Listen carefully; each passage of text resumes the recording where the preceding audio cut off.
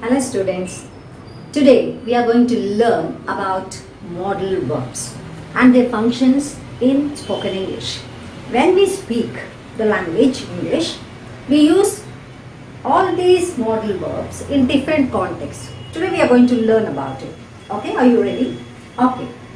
Modal verbs, now we are going to learn about 4 modal verbs. You have many more. In the next class we are going to see them also. First verb what we are going to deal today is can. Okay, this is a modal verb. This modal verb can be used to perform certain functions as ability, permission and possibility. Now what is ability? Which you can do it. Okay, you have the strength to do. That's your ability. You are able to do something. Okay, now I can speak in English. This is what I can. That's my ability. I can drive a car. He can jump 200 meters. You are able to understand. And this we call it as ability. And when you want to express your ability, you have to use I can speak in English, I can drive a car, I can write in French, etc. etc. That's your talent, your ability. Okay. And what is the next context where you can use can? Asking for permission. Can you help me? Can you lend me your bag? Can I come in? Now this is, see, you can use may and can. Most of us will get confused where to use can. Can also can be used for asking permission. May is also used to ask for permission. Then what's the difference between these two? So if you look at it, this can used in the informal context. Suppose somebody is of your age, you are very close to them, you just want to get their permission. Can you come with me? Can we go there? Like that you will ask in the informal context. Can you help me? Whereas when you in the formal context, suppose in the classroom context, you see when the student is entering, the class is going on, what do you say? May I come in, teacher? May I come in? So that is formal. Okay, so permission with can is informal. Can you help me? What is the other place where you can use this can? Possibility. So if you smoke, it will cause cancer. So smoking can cause cancer. So this is the possibility. If you smoke, you will get cancer. You are able to understand? You will be definitely down with cancer. So you have to take care. So these are the 3 functions of can. Ability, permission and possibility. Okay, right? Now let us go to the next modal verb, could. Could is used in the past. Ability in the past. Now can is used in the ability in the present. I can speak English, I can write very well, I can speak very well, or I can drive a car, I can jump, I can run, etc. etc. which you can do right now.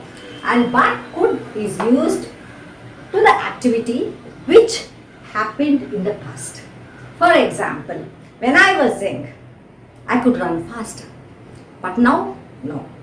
I'm unable to even walk because I became old. So in that context, you use could. When I was young, I could drive a car. But now my eyesight is very poor.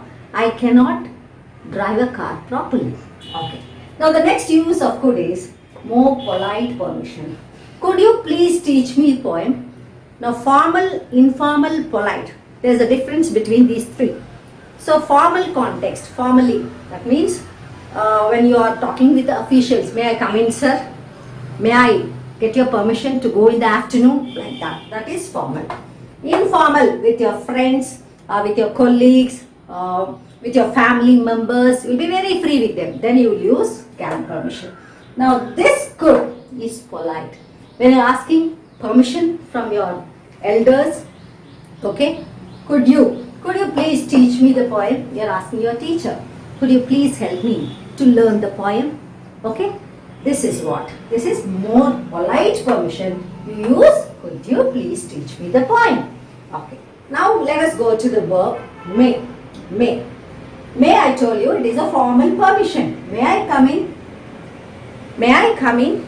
So what does it mean? May I come in? So the class is going on. It is not individual. You wanted to know whether you are disturbing the people or the class. In that case, what you are going to ask? May I come in, teacher? May I come in? Or shall I stand out? Will it be a disturbance if I enter? In that context, you are using may. May I come in? This is the example. Now possibility. It may rain now. So you are not very sure.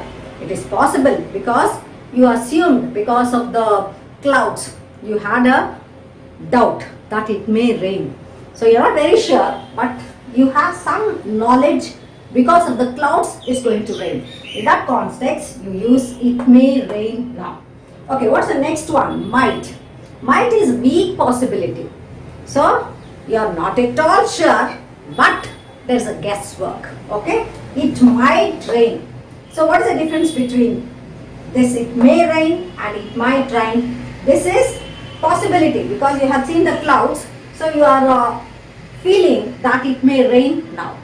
But it might rain because of the season. There is no indication of the rain, but still you feel it might rain because usually you get rains in the month of September or November. Okay, based on that, you are saying that it might rain, but there is a very weak possibility.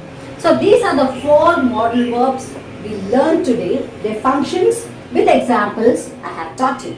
Now see, can, could, may, might. Can is ability, I can speak in English, and of informal permission, can you help me?